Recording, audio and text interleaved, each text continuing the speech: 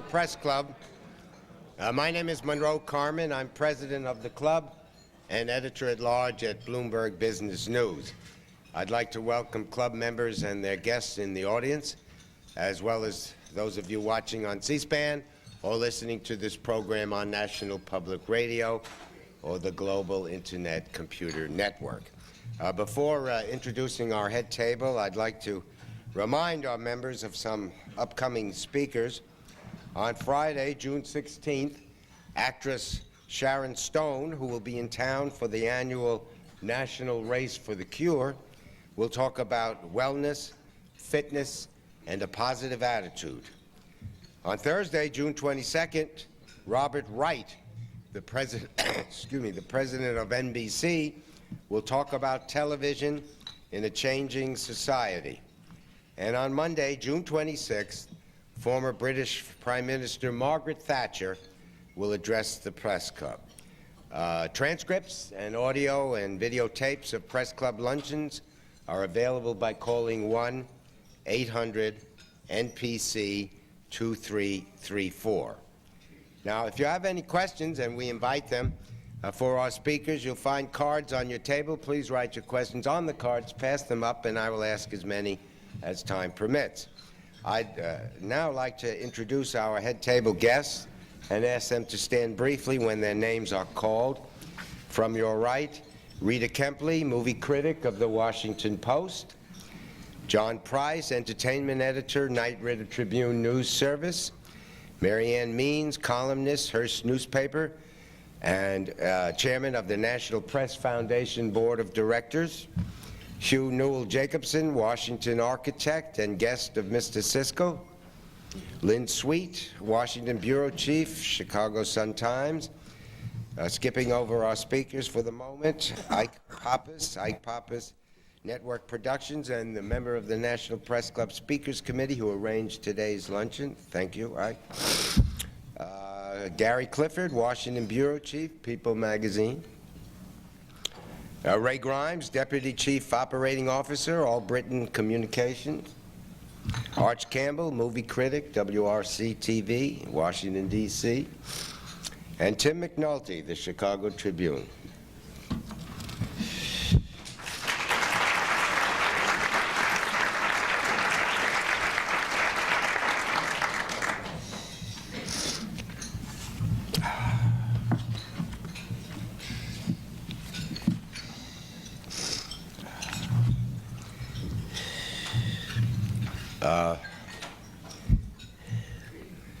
It has been said that the American automobile is the institution that has contributed the most to the development of romance and family formation in this country.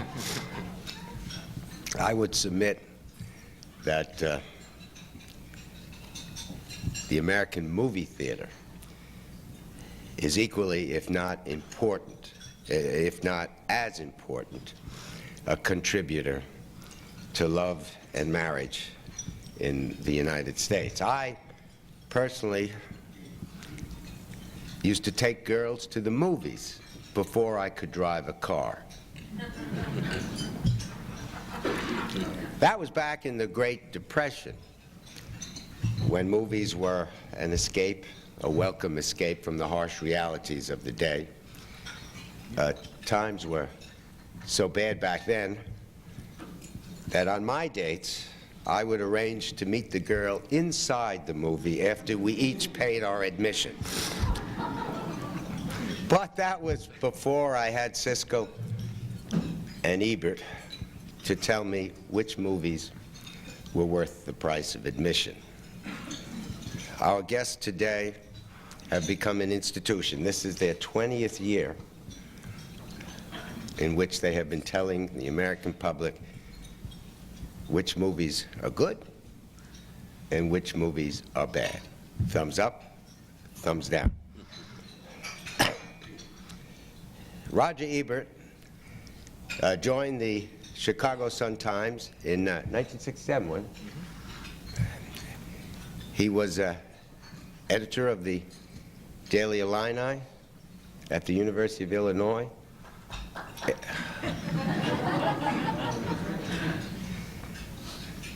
After serving an apprenticeship at the Champaign-Urbana News-Gazette, I should tell you, Roger, I was a sports writer on the Daily Illini in the late 1940s.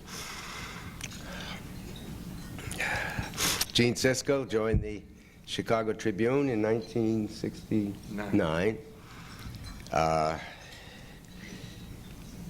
They have teamed up for 20 years now to become the model for television reviews, television reviewing of movies. They were invited here 6 months ago to talk to us. Little did we realize how timely their appearance would be. Senator Dole has taken a recent interest in Hollywood culture, and our pair of guests will discuss that and many other topics. Please, let's give a warm welcome today to Roger Ebert and Gene Siskel.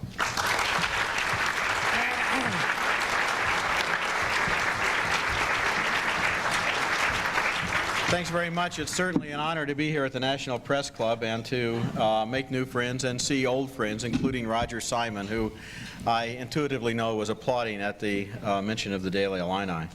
We would also like to thank Senator Dole for doing such a great job on the advance work for this talk. And with a bow in his direction and with the acknowledgement that this issue, which he has raised and which has been raised by many other people as well, that this is kind of a topic of the moment, I think that instead of going directly into some of the stuff we have prepared involving what's good and bad at the movies, although we plan to get to that, it might be wise to just start right off by taking the bull by the horns and talking about this attack on Hollywood and what it's doing or not doing to American values. Do you have any thoughts on that, my partner? I have a feeling that you might. I'm certainly glad you used the word bull to start off with. You know, I wanted to cut through the obvious knocks on Senator Dole, the obvious ones being that he hasn't, get this, hasn't seen the movies that he was criticizing. Do you realize how much work we could get done? How many shows we could tape in a single day using that approach? We could do an entire year's show in 1 week. We could do the movies of the 21st century right now. That would be fabulous, yes. If you've seen the movie, don't need to see it. I'm a senator. He'd of course, also it would probably help if we had somebody to write the show for us. That would be nice. Oh, yeah. Yeah, he was obviously reading someone else's words. I hope they had seen the movies. But you never know. In any event, I'm glad to see that you are not going to make a point of this. Yeah. I thought, though, to go beyond it is to ask the tough questions that someone would say, like this one. Okay, Dole may be a know-nothing because he doesn't know of the films that he's talking about. But other people that you guys might respect, Senator Simon from Illinois, Senator Bradley, they have questioned. President Clinton? Exactly, a big Vice movie President fan, Gore? a Yes. very big movie fan. In fact, tonight I think he's seeing Apollo 13 preview. Lucky guy, he gets to see it before we do. Anyway, what about the issue? Let's get beyond Dole. Let's take the movies more seriously, as we have done every week for more than 1,300 weeks. 1,300 weeks of our dumping on Hollywood, seriously. We probably have dumped on Hollywood and the bad films and the bad values of those films, artistic and otherwise, more than any other people in the country for the last 20 years. So when we knock him, don't think we like the bad stuff. We dislike it more, and we've actually cared enough to see it. But let's get back to, the issue. In other words, is there a serious component in any of this? Well, I think there is. Of course, everybody is now rushing to get ahead of Dole on this issue. I was watching Larry King on Monday night, and the President and Vice President both said, oh, well, we said that months ago, years ago. Tipper Gore was saying this about rap lyrics 5 years ago, 10 years ago, so that everybody now is on record that they're all opposed to movies and music which advocate violence against women, shooting cops, perpetrating a violent view of American society. I think the problem with just saying that is you're making an error that no journalism student in college or in high school would be allowed to get away with, and that is you're confusing the inventory with the analysis. To say that a movie or a song contains something is not to make a meaningful statement about it, except simply to say that that is a factual element, that is what it contains. I think you have to look a little further into tone, mood, message, purpose, context, and origin in order to understand whether a movie or a song has a message that's worthwhile or whether it's simply negative and destructive. And that's something I think that Senator Dole and other people who have joined his cause have not been willing to do. It would seem to be very simple and obvious to say that, and this is what I call Ebert's Law, although I do not believe it's original with me. A movie is not about what it's about how it's about it. It doesn't make a movie bad because a cop gets killed in it. Maybe it makes the movie good because it shows how the cop got killed, or why the cop got killed, or maybe why cops shouldn't be killed, or maybe why this cop was a bad cop. There are all kinds of dramatic elements that get involved here, and if you simply enumerate things on a list that you found in a song or in a movie, you haven't said anything about it at all. And that's the problem. People are trying to take these movies totally out of context, and then other people who haven't seen the movies or heard the songs either go along and nod and say, oh, that's terrible. Oh, that's about cop killing. Or oh, it's nothing but wall-to-wall violence. The obvious mistake that Dole made was to confuse Natural-Born Killers, which happens to be a movie which attacks the glorification of violence in the media. He confused that with a movie that only exploits violence, while at the same time praising a film like True Lies, which in fact does exploit violence, so that it shows truly that he hadn't seen or thought about either film. Now, I happen to like True Lies, I think more than Gene. I enjoyed it. I thought it was kind of comic book violence, and I did enjoy it. But and it's funny, I thought that, yeah, I thought that and I went after the sexual scenes in the picture. Again, it's very important. Because this debate is the kind of political debate that it's just what he wants, to divide people. This is not the kind of debate the way he's framed it by not seeing the stuff and the supporters. This doesn't bring anybody together. This is the old boogeyman out there. And where does the boogeyman theory come from? It comes out of our frustration, an honest frustration. We've got lots of problems in the country. We can't seem to control the drug problem. Mr. Bennett, who's criticizing movies, tried. We can't seem to control the quality of education. Mr. Bennett, who's criticized the movies, has tried. We feel these things, and we're parents. I have 3 children, young children. I care about this deeply. Care about it enough to take my kids to the movies and take them to the ones that I think are good, and to talk about them and reinforce in conversation with them when they see a bad one by happenstance, if I haven't seen it, it's a preview.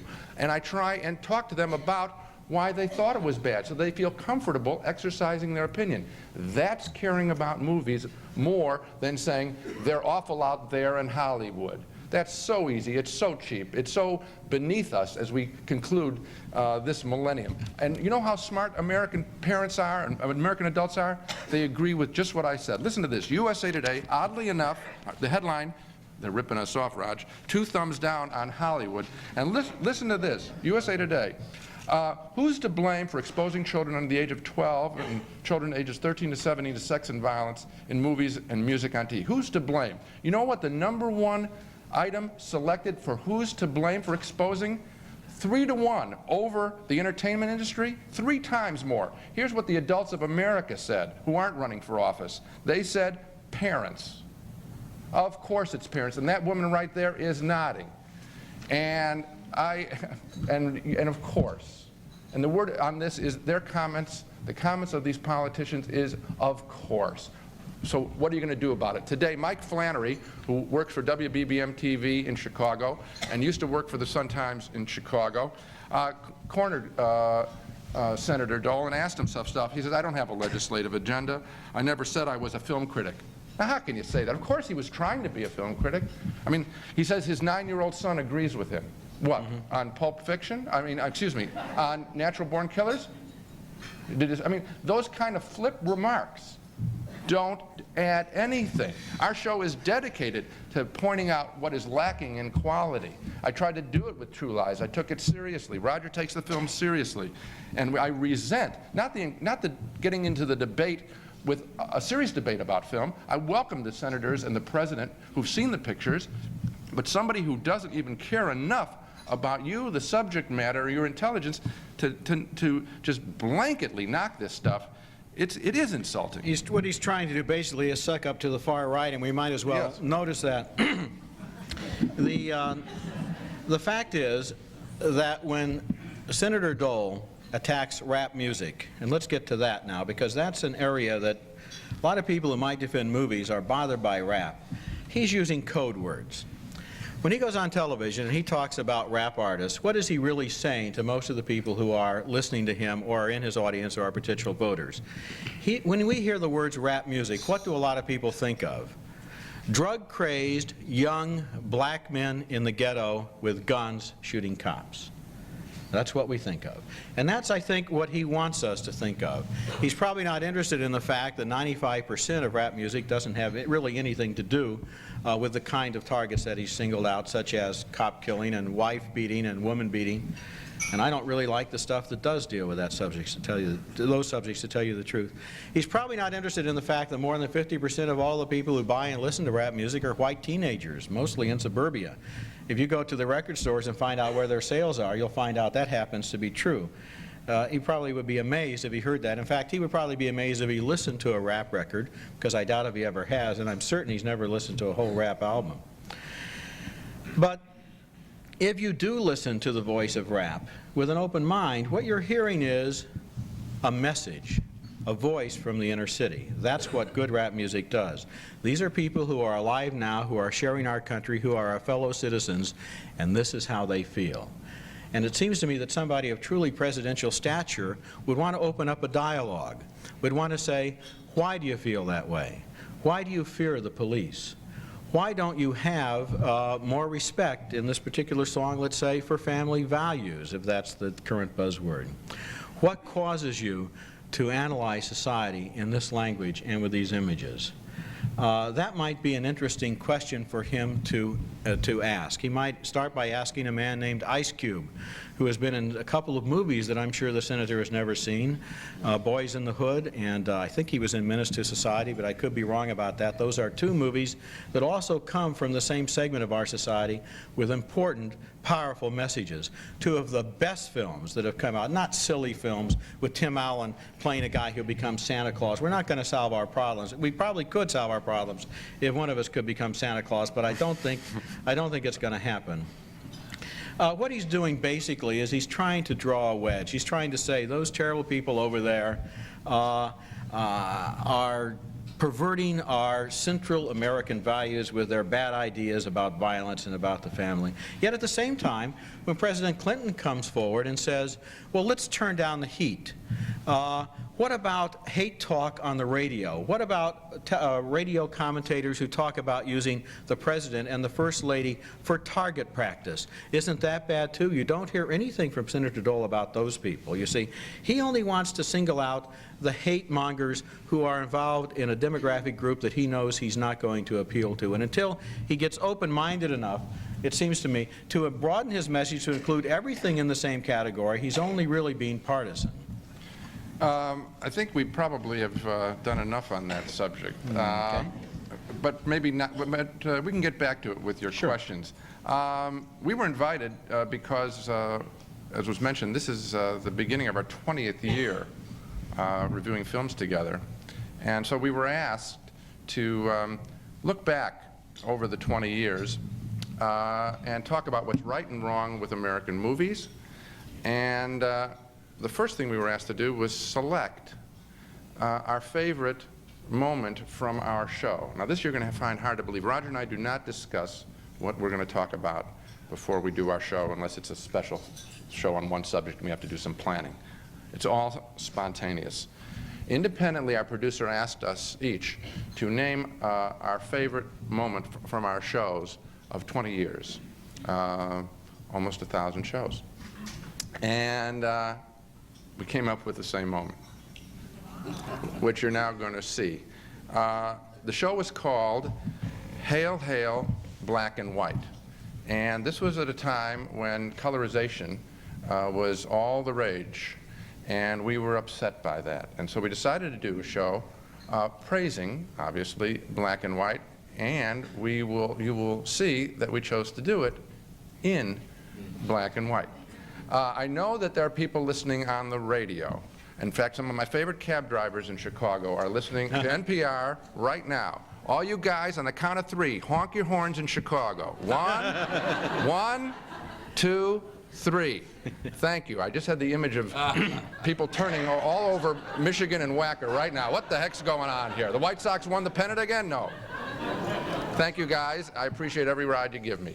But we're going to try to describe a little bit in voiceover to the NPR radio folks what's going on TV. You'll be able to see Hail, Hail, Black and White. Let's take a short look. As we were preparing to do this show, and we were looking at a monitor of the two of our in black and white for the first time. We haven't seen ourselves this way. What did I do the first thing? I went like this. Right. I became Waldo Heidecker, yes. I tried to become more elegant. This forced me. There is inherent drama in it. There's no question about it. I behaved differently because I saw myself being photographed in black and white. It wasn't just the tuxedo. It was the whole ambience of the whole scene. It makes you feel somehow as if there is an additional level of mystery, no question, or suggestion beyond the plain old color mugshot of you sitting there. I want to rise up and look down at you because I know it's going to have almost laser-like power. Really? I'm going to put a chair out from under you before you sit back down because I know that will have almost laser-like comedy. Yeah. You know, Rogers, I just saw that. The great studio photographer George Sherrill did a photograph of us for Playboy magazine. And when I went up like that to, you know, looking down, that was the same angle, in effect, that Sherrill was using with the shadows in the background.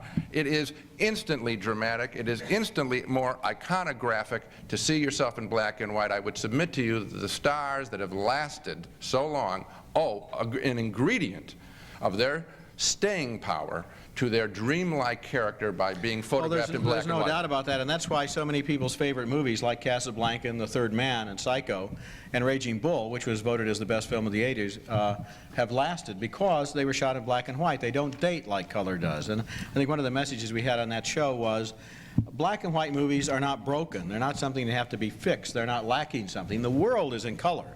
So a color movie just gives you what you already have, but a black and white movie gives you another dimension of mystery and suggestiveness and shadows. And that's why it's so good. I asked Francois Truffaut once about this subject, and he said to me, bless him, I never wanted to shoot my films in color. When I write a script, I never write. He sits down on a red sofa next to a beige lamp.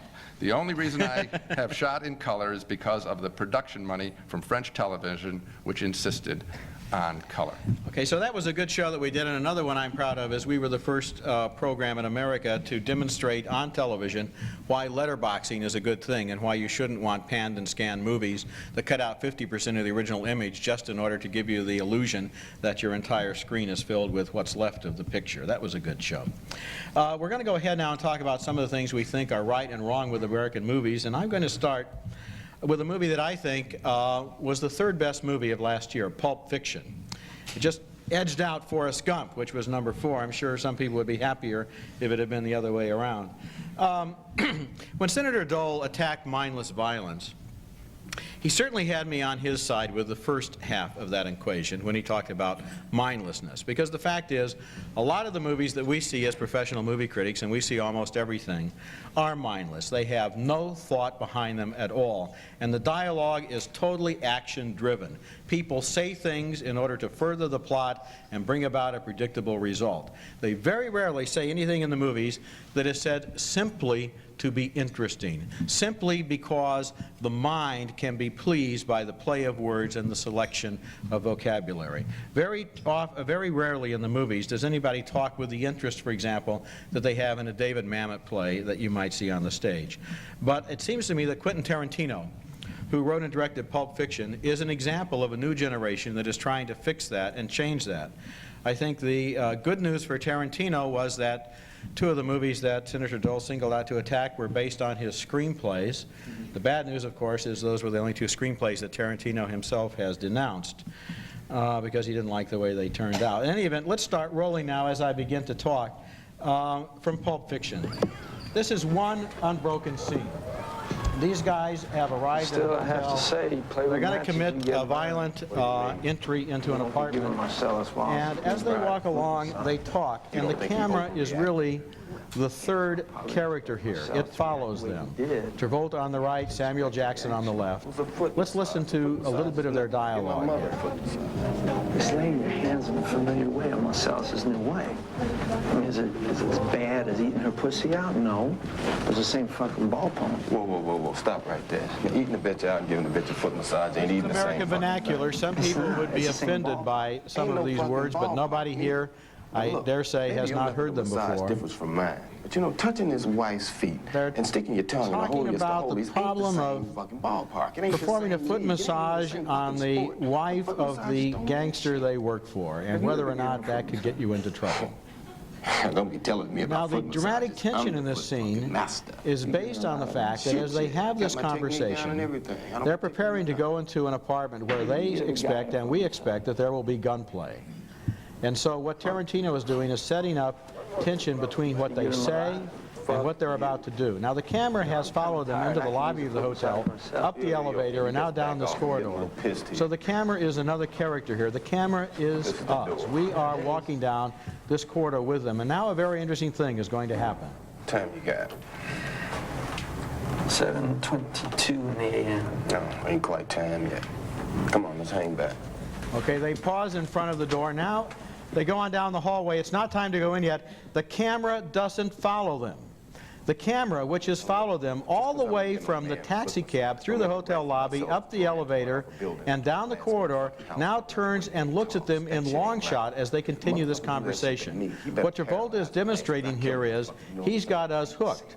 We're staying, we being the camera, the point of view, are staying in front of the door, where they're going to have to go in and risk their lives. We don't want this conversation to continue. There's a tension set up here by the fact that for the first time, they have walked away from the camera, and the camera hasn't followed them.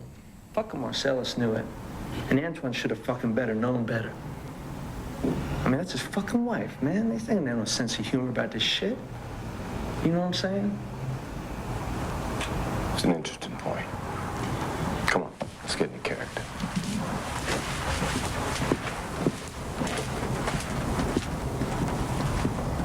What's her name again? Mia. Mia. Why are you so interested in big man's wife?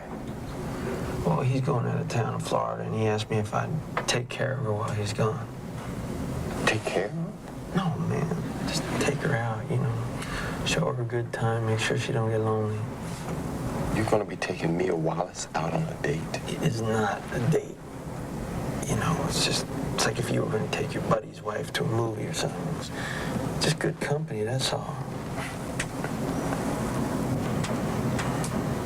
Okay, and so now they're looking at the door, and now suddenly the entire tone of the movie is going to change when this door is open. There are some drug dealers inside. Yeah. And one of the interesting things about Pulp Fiction is that it probably has more dialogue in it than almost any other movie I saw last year. It's all dialogue. It's all colorful dialogue. It uses a lot of 4-letter words and 6-letter words and 12-letter words.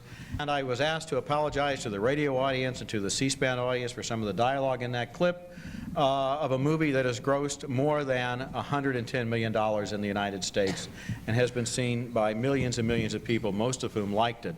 Because we have this kind of interesting double standard. You know, there are certain words that you use, but you wouldn't use them in front of your mother. And oddly enough, in many cases, as I found out when she got a little bit older, my mother knew those words too, but she just wouldn't use them in front of me. And it's kind of the same way with the media. There are words we all know, but we apologize for them if we use them within a certain context. Nobody would think to apologize for that language in the movie theater, because what it is, it's American vernacular, and Tarantino is able to listen to it very carefully and to run riffs on it in such a way that his characters become extremely colorful and interesting. And so that would be my first point about what's good in movies right now, is that dialogue is getting to be more carefully written, more character-oriented, and more interesting, instead of simply being easily subtitled for the foreign release. Let me ask you a tough question about that. Somebody who is offended by that may say, you know, Roger, you gave a beautiful description of the technical work there. You understand very well how the film worked, but you lost sight of the big picture. And the big picture is, this is a movie that, because it's shot up on a big screen, has charismatic guys like John Travolta, a heartthrob of America, Samuel L. Jackson, a very charismatic guy, using language that it is endorsing the use of that language, and young people who go to see it will use it. And second, if someone might say to you, and you know, what is this movie about? These are a bunch of thug killers. And so you're right technically, but you've been going to the movies too long, Ebert. You missed the big picture. Well, how would I answer that? First of all, I know you own John Travolta's suit from Saturday Night Fever, but it's been a long time since he's been the heartthrob of America. By the way, I'm trying to elevate. I understand. You know what I'm doing. Yes. This picture was also on my 10 I know, best you're list. trying to elevate It was the actually level of number dialogue, 2. and I just dragged it right back down again. There you go. So I'll try to be Well, at you're in the the right same town. elevated level that you're at. Okay, good. Thank you very much for this question. Well, I would say, first of all, it's important to see the whole film and to think about it. I showed it recently, a shot at a time, over a period of 10 hours using a stop-action Laserdisc at the University of Virginia in Charlottesville. And we looked at it very carefully. One of the things we discovered, which I think people find when they see the film without bringing it up to a level of consciousness, is this is a very moral film that is really about redemption, and all of the major episodes in the film have the violent episode in the center, and at the end there is some kind of salvation or redemption for at least one of the characters. There is indeed, even in the case of the central character, Samuel Jackson, a decision to renounce violence, to quit his job with the mob, to put down his gun after he defuses a tricky situation, because he feels that God has intervened in his life and his life has been saved by a miracle. So that the movie is paradoxically much more optimistic and positive than the images of the movie. And then the other thing I would say about the language is they do talk this way. They do. Kids do talk this way. One of the greatest disappointments I had, and I understand that even the internet is involved in this discussion today, I finally got on the internet. And it seemed to me from what I'd heard that the internet was going to be millions of people all over the world engaged in this uplifting discourse. And as nearly as I could tell, in some of the youth groups that I went to, it basically consisted of hundreds and hundreds of undergraduates telling each other that they sucked. I think it's time now for us to recognize that certain words are just part of the ordinary daily speech of almost everyone. And that just is a fact of life. They've been diffused, they've been accepted. There are people under the age of 21 who don't even really know what we mean by four-letter words because they don't know that those words are in a different category. Now, it's bad manners, probably, but there you have it. Well, I want to deal with the first part. The language, I think people can make individual choices. I think that's certainly the case. And I think it is this is a movie about people that talk that way. And my favorite story about bad language in the movies, there are two actually. One is a parent, sort of what Roger was saying. A parent wrote to me and says, you know, I don't mind bad language in the movies. It's just that if my child is sitting next to me. And I think that really is the dynamic, that sort of double standard. The second thing is the quality of the movie that dominates the language. The other amusing one was back in 1973 at a preview in Evanston, Illinois of The Last Detail.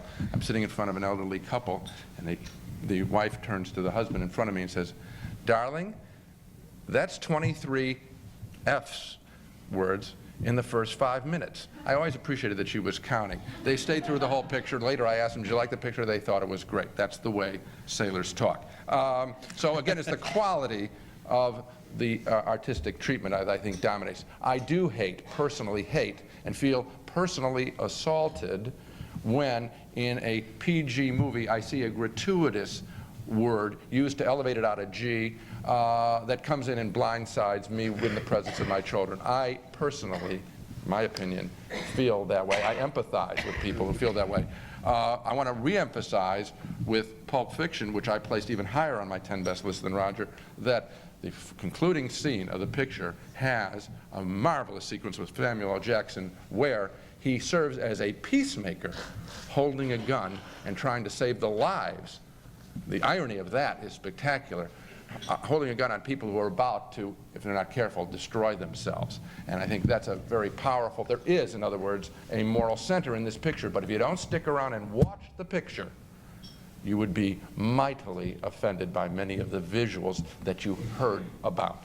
Okay. You know, you said something that went by so fast, I just wanted to underline it. When you said that it might be G-rated, might throw in a four-letter word in order to elevate itself. Not four-letter, but, you know. Well, they're a four-letter, hell, damn. Yeah. Or even, yes. Okay. To get itself up to PG or even PG-13. It's kind of sad, but unless it's a Disney animated picture, G-rated movies don't do very well. One of the misstatements that Senator Dole made in his speech, and he was quoting Michael Medved, is this urban fact, urban legend type fact, which is absolutely untrue, which is that R-rated movies lose money and family movies make money. The fact is, unfortunately, just the contrary.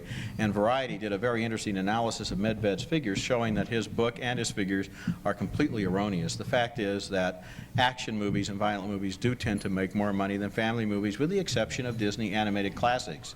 And in his speech, of course, listing the 5 family movies that did make a lot of money last year, he included True Lies as one of them.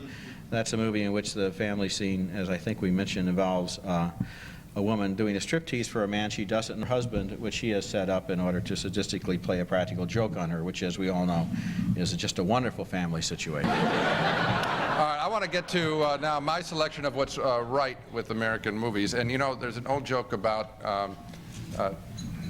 two kinds of people. There are, the joke goes, you know, there are two kinds of people, those who say there are two kinds of people and those who don't. At any rate, I'm going to attempt that by saying... That's really a great joke. I'm going to write that down and use it. Honk, fellas, honk your horns again if you like that one. Quickly, I'm dying up here.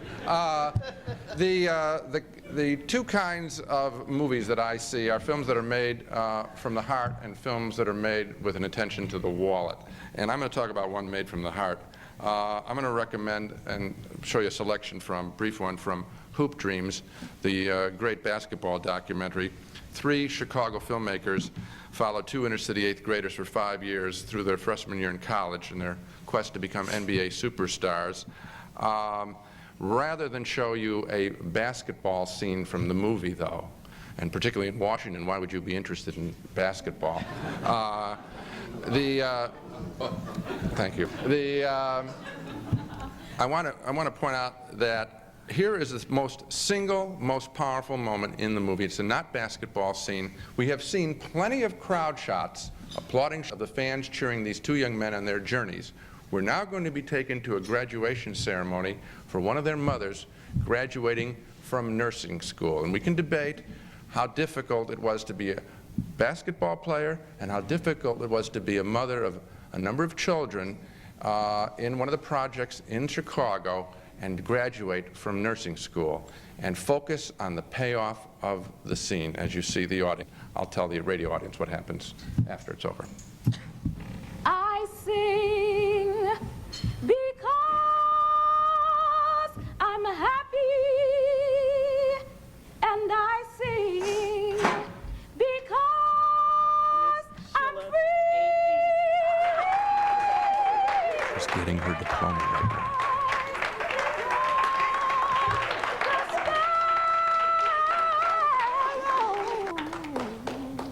And I know he She just raised her fist in celebration of getting her diploma. Her nursing dad. And there it is, an empty auditorium. And my heart broke. Because in that one beautiful shot, the filmmakers had captured a tremendous truth. It breaks now as I just see it. I hadn't seen it for a while.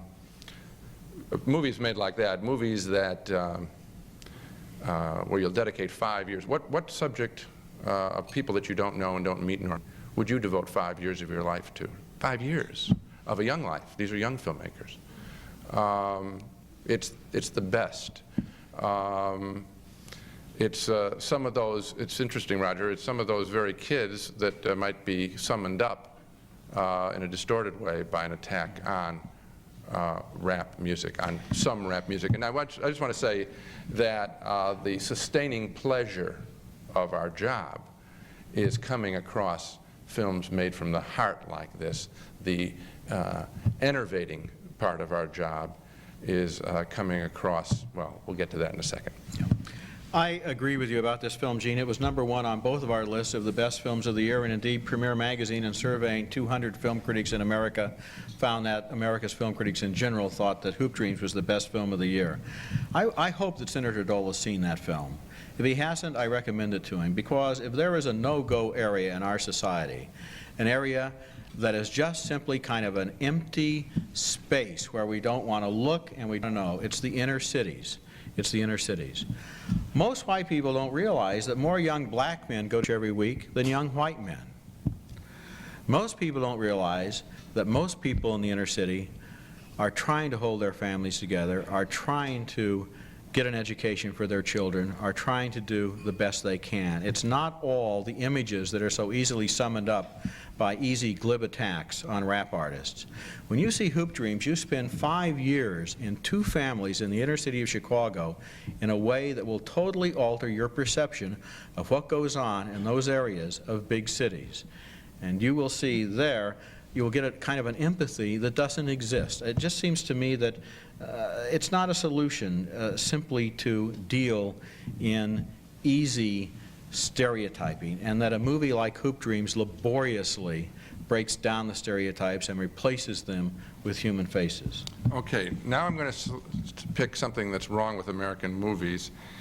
And I wrote what I'm about to read to you in November of last year when I gave a speech in Houston, and I didn't realize how relevant it would be today. I wrote, what's wrong with American movies? A lot of people might say they're too violent, but I think that the real problem is that American society as a whole is too violent. We're terribly frustrated by that. The solutions seem insurmountable. We try to do something even minor and lash out at the movies that most of us never see. Obviously, there can be good films with violence and bad films with violence. Artistic treatment is the issue. You heard that said less economically earlier today. For me, however, a bigger problem is that American movies are too often just marketing products. Films like the Beverly Hillbillies and the Flintstones. Somebody got the rights and drafted a story that critics have called, including this one, who I think got it from somebody else, a 4 glasses script, a script that can be summarized on 4 souvenir glasses at McDonald's. I got into the Flintstones for free and felt overcharged. But I did buy the glasses, and they were a good value. They actually held more water than the script. I want you now to look at the emptiness of the Flintstones. There were, I believe, 32 screenwriters. That is not an exaggeration. 32 screenwriters worked on this project. They needed a 33rd. The art direction is beguiling. It will get you there. The 30-second spots that we're pumping out and that are currently pumping out for Casper will get people there. The tie-ins with the restaurants will get people there. And boy, I want to hit the press one time myself. The press will report that Casper, Beverly Hillbillies, that the Flintstones was #1 at the box office this week. It will be on every local newscast. It's cheap, it's quick, it's printed out, no thought. Run the scroll, send out the CG order, the supers. Every newspaper, including our greatest newspaper, publishes a box, big box with lots of white space in it, of the top box office gross, taking it down to 10. Why? Who cares unless you're a profit participant? Who isn't informed about the movies and doesn't know that the better films are likely to be on the bottom of the list? Don't you realize, the press, don't you realize how you are just being manipulated and being a marketing funnel for Hollywood? That you're reporting that, yes, that 30-second barrage of ads, that $20 million ad buy, that buy-in with Burger King, McDonald's, Hardee's, it worked. American kids went. Big surprise. I almost used some other language. Big surprise. And you report it, and then they can advertise it, the #1 film in America, or they can refine it and say the #1 comedy in America, the #1 thriller in America. And we'll print it big, and everybody makes money, and it's easy editing to throw that junk in. It's mindless thing. It isn't, there's never a sophisticated analysis of box office, except in Variety, where it should be. And it's terrible. If I could do one thing to affect the press, take the numbers out. Run them, if you have to run it in agatype. It is not really important, and all it does is tell you what ad campaigns have been successful. Big money gets people in the crowd. Do your analysis monthly, do it semi-annually. This week-to-week crap is really hurting and forcing people to feel that pictures that aren't on the list are damaged in some way. What do you mean they're damaged in some way? You think Hoop Dreams opened at #1? Ridiculous. It's a major, major mistake, and the press, and it doesn't mean to, it's being sloppy. It doesn't mean to, but it is causing movies, a form that we care deeply about, to turn into something like point spreads in Vegas. And I'll tell you where it affects the marketplace and affects Hollywood corporate arena. And that is that if you don't hit #1 in a week, you know you're going to be penalized in the executive suite. And so what happens is just like coaches. They just fired a Chicago White Sox coach after a few games of losing. Well, you don't hit a #1, you're going to get executives earning. And who makes the adventurous picture? Who takes the chance? It's the secure executive. In fact, Warner Brothers has made some of the best movies, daring movies in America, because their management has been in place so long. And that's what's needed. Those are the people who will take the risk. There is another issue, of course, and that is that adults take longer to make up their mind to go to a movie than children do. Absolutely. I don't know how many adults I heard say, gee, I wish we'd gone to the Shawshank Redemption. Why isn't it still running? And I would say, well, it closed 2 months ago. How many years did you expect them to keep it in theaters until your plans got all synchronized? Because the fact is, kids are ready to go on Friday night to see a movie. But adults have to spend a little time, and by then, because the movie might open slow, might depend on word of mouth, what we're getting is a built-in marketing process that caters directly to the lowest common denominator. Do we only have about 15 minutes Let's left. drop the last 2 clips. All right, so I'll get to my next point, remember, and then we'll go to some questions. I'm going to do for the radio audience, the bowling clip. You know, it's a bunch of bowling pins, and he knocks them down. John Goodman. That's the end of that. Okay, so don't turn down the lights. We're not going to show it. Gene just described it to you. Isn't that right? And they go, all right, yeah. Okay, now, and in the scene for our radio they're kind audience, of rocky, misformed bowling pins. the next scene that I was going to show, and we're going to drop to radio audience, so you're not going to miss so much. Honk your horns, enjoy. It's from the Wild Bunch. And the reason I was going to show this scene leads to what I think is bad about American movies, and that is the rating system. I think the rating system stinks, and it needs to be reformed. What we have, essentially, is a situation in this country where there cannot be such a thing as an adults-only movie. When I was growing up, there were only 2 kinds of movies: movies for everybody and movies for adults only. And everybody knew what an adults-only movie was. But the rating system, when they came up with their original categories of G and PG and PG-13, which was added later, and then R, and then X, which later became NC-17, they made a crucial mistake. They didn't copyright the X, and they haven't copyrighted the NC-17. So that the problem is anyone can self-apply that rating to their movies, and before long, very quickly, what an X-rated movie meant was hardcore pornography. And the moment the X rating became associated with hardcore pornography, a couple of things happened. Newspapers, which are allegedly in favor of freedom of the press, nevertheless decided not to exercise it in this area. Many newspapers around the country will not accept advertisements for X-rated movies. Many radio and television stations, no X-rated ads. Many shopping malls and other places that are host to movie theaters, no, the lease says no movie theater in this mall can show an X-rated movie. Therefore, Hollywood gets the message. It's very clear. You can't make an X-rated mainstream movie. It totally belongs to the pornographers, who in the meantime moved out of theaters altogether. Pornography is an industry right now that exists entirely on video.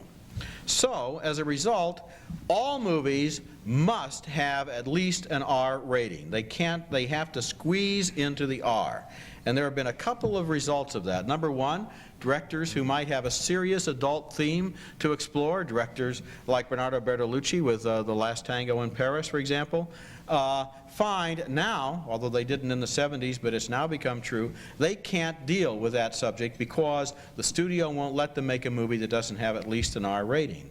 The other thing that has happened is the studios, with enormous pressure, have crammed as much sex and violence as they can get away with into the R-rated pictures, so that now what you have is a situation where the R is a lot rougher than it was really ever intended to be, because there's no place else for that material to go. In the meantime, you have the phenomenon of kids going into movies and tiptoeing across the aisle. Some Saturday afternoons at Cineplexes, the Disney picture will do 150% of capacity. There's 1.5 kids in every seat. Well, since none of the kids are standing in The Lion King, some of them must have tippy-toed across to that other family picture, True Lies, or some of the other pictures in the same multiplex. What I've called for, and Gene has also on our show over the years, is for an A rating that would be copyrighted by the MPAA and would be an adults-only rating that is not hardcore pornography. In other words, this movie is not porno, but it's not for people under 17, because, of course, anyone can get into an R-rated movie if they have somebody to go in with them who looks as if they might be over 7, and we all know how well that's enforced. There ought to be an A rating. It would give directors more freedom to get into truly adult themes, including sex, which, after all, is an important part of human life, without having to deal with this skewed rating system. Now, I've debated this with Jack Valenti. Valenti says, but Roger, how can we draw the line between A and X? How do we know where sex ends and hardcore pornography begins? Well, I gave him a suggested guideline, which I can't repeat in front of this family audience, but which I think many of you can probably imagine for yourselves. And I also said that, like the Supreme Court, I think most people know hardcore pornography when they're looking at it. And after all, it's the job of the people on the rating board to make those decisions. That's what they're paid for, and that's what they should be doing. But the reason you will never see an A rating is because the MPAA and the people who pay Valenti's salaries have these terrible nightmares in which they have to turn somebody away from the turnstile. They don't want to refuse an admission to anyone. They want to sell that $7.50 ticket to anyone who comes to the theater. And so we have this perverted system in which all kinds of stuff is shoved down into a category that's open basically to everyone, and no other category exists. We've got about 7 minutes left. Let's get to the questions. Okay, and where are they? We're going to be asked the questions. No, apparently they're right here. Right here. Well, okay, I've got a bunch. Excuse me, I'll step. And I know you've dealt and tried to deal with the whole question of sex and violence, but a whole fistful still come up. Yeah. And they say, oh, come on, guys, get A fistful of questions. That could be a movie. right. Get real. Never mind Senator Dole. Never mind President Clinton. Never mind politics. Is there more violence in the movies today than there used to be? B, Yes. is the problem that this increasing frequency of violence tends to sensitize children, in particular, to the evils of violence? And thirdly, how can you, in effect, defend that by talking about context and technique? It's the same question I asked a Cinema moment ago. verite. Forget the other guys. Give us your I know now. that's the heartfelt, serious question, and you phrased it very well. I tried to phrase it earlier. I think Roger spoke on it. I will tell you that we we sit every week and try and deal with that very issue. And mindless violence is a phrase that is not alien to us. We use it quite often. Die Hard 3, right now. To me, he liked it. I didn't. Die Hard 3 was a bunch of explosions edited together to jolt the audience. It was just a shock show. I labeled it as such. I happen to like the first two. It's a complete shock show. Now, what will be the effect of it? That's where we get tricky. I'm telling you, the effect of seeing bad art is bad. It isn't good for you. I always feel that way. I always feel that way. Well, that's true. I'm not going to let people take that ground away from me. That's the difficulty, and I care about our reputations, so that if we knock the guys who are giving mindless remarks about the stuff. I don't want people to think that we're in favor of that. We've been doing it far earlier than he ever got into it. Right. Okay. Yes, there's a lot of violence in movies. Is there more than there used to be? No, curiously enough. And that's where I disagree with Gene. Okay. There's less violence in the movies today than there was in the 70s. The 70s was the high point for movie violence. Most movie violence today tends to be more cartoony, exaggerated, and humorous than really violent in a way that will make you feel squeamish or disgusted. And movies like the Die Hard movies, maybe the one I liked is a shock show. Maybe the first two were just shock shows that Gene liked. I think the reasons we go to the movies is to see stuff blow up real good and to see cars run around fast. That's fun. Pauline Kael wrote a book once called Kiss, Kiss, Bang, Bang. She said those 4 words, which she saw on an Italian movie poster, kind of summarized why most people go to the movies. And millions of people go to see these movies and they enjoy them. There's more violence, however, than there ever was before on television. And it seems to me that it's not so much the content in itself, but the repetition of the content over and over that might really affect young children. I think it's kind of a shame that kids are parked in front of the TV for hours every day and for days every week, when in general they might see a Schwarzenegger or a Stallone movie once a year, and then generally when they're not that young. So television, I think, is a source of more problems than the movies. However, the theory, how can you talk about mise-en-scène or montage or things like this when these things are happening, is just a specious argument. If you want to talk about violence in our society, let's get serious for real, and let's talk about guns. Why is it that guns in the movies are bad, but they're okay in our streets? Can anybody explain that to me? I don't think so.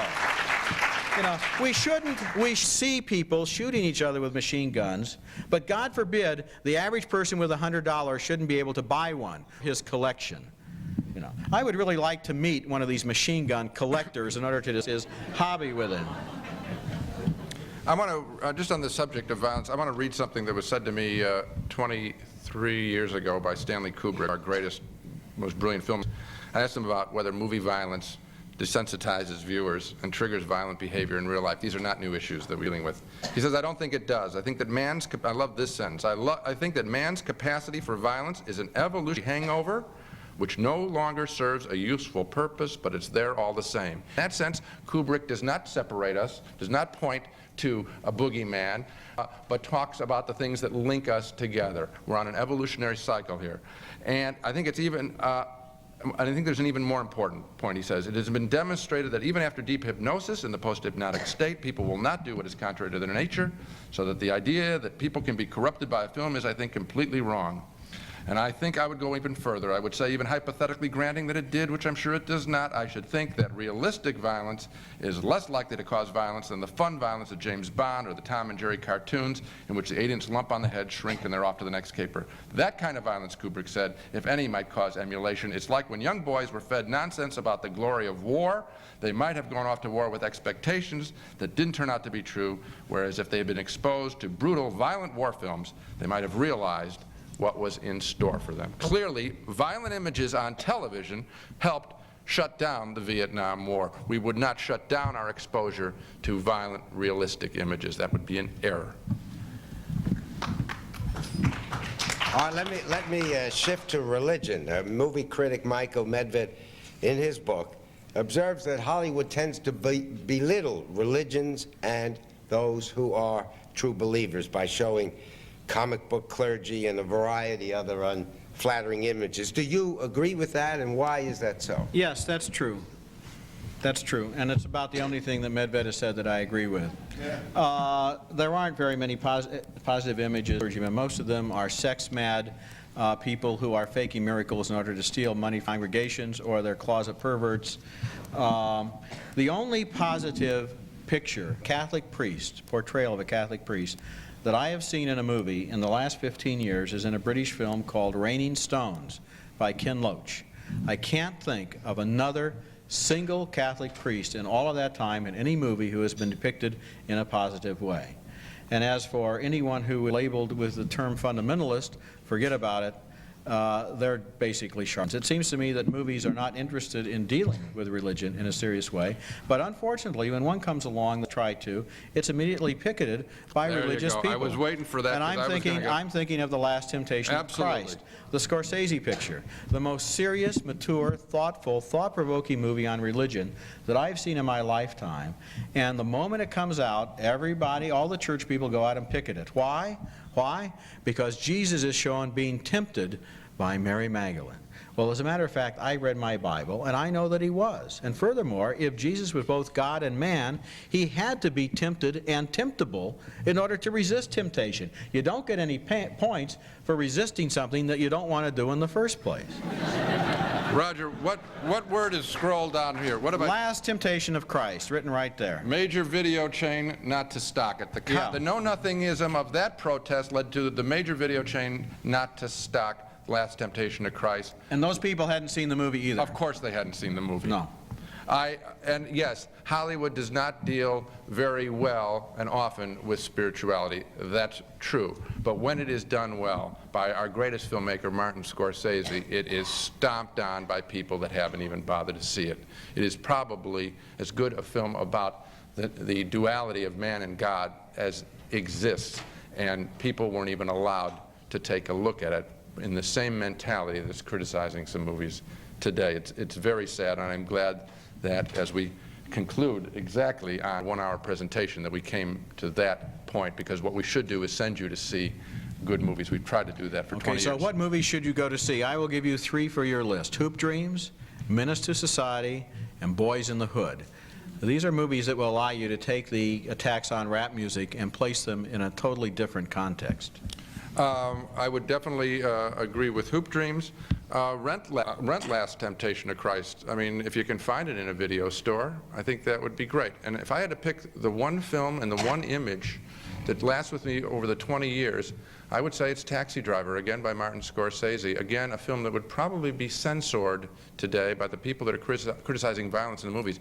Rife with violent images, but about a character, Bickle, who changed, and I realize I'm saying this in Washington, and the emphasis there, who changed characters like Travis Bickle, who would change our national agenda and change our self-image. There's no more important film, no more important subject matter than what leads to violence than that film, Taxi Driver. And again, it's the kind of picture that some people would have us not see or not have be made, and that's too bad. Thank you very much for having us here. We enjoyed it. Thanks a lot. Well, wait. Before we conclude, we have some gifts for you, and I have a final question. You cannot deny me that. Oh, No. Thank you. Each get a mug to drink out of as you're watching your films, and a certificate of appreciation. Thank you very much. And here is the famous final question, the zinger, the one people fear. When one of the TV news magazines profiled you, it made the point that you really don't like each other. True or false? Both. Neither.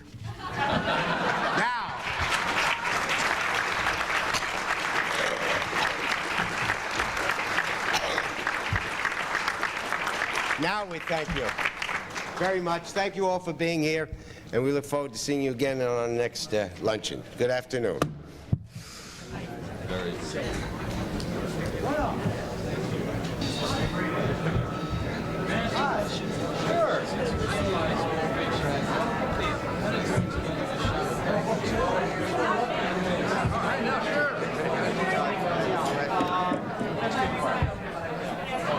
And that shot is stolen.